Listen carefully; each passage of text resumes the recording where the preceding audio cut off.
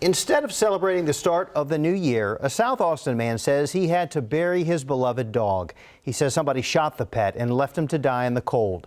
KVUE's Patrick Perez spoke to the owner, who says he wants justice. I can't think of a good enough reason to do that to somebody, especially a dog like him. You know, he was the dog everybody loved. Will Russo is still trying to come to terms with the death of his dog, Ed.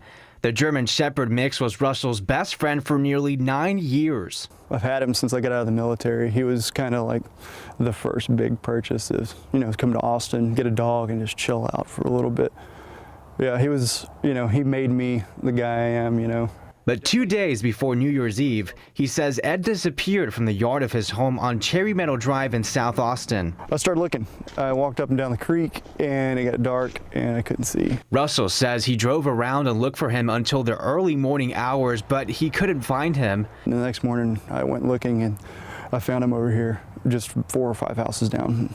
Ed's frozen body was in a ditch near a railroad track with what Russell says was a gunshot wound. Really sour hour here in the ditch by myself, just, coming to terms that someone murdered my dog in a really malicious, evil kind of way.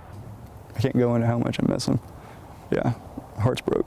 Now he wants whoever did this to pay the consequences. To shoot someone's pet like that with a collar that you definitely have seen walking around the neighborhood and see in my front yard every day when I'm working, a sick person. And he hopes this doesn't happen to anyone else. Keep them close, and even if it's just 15 minutes and you're used to them coming back, you got to go look for them because anything can happen. In South Austin, Patrick Perez, KVUE News Night Beat. Russell filed a report with APD. Police say they're investigating this case as a case of animal cruelty. In Texas, you can't be charged with a felony for killing or seriously injuring an animal.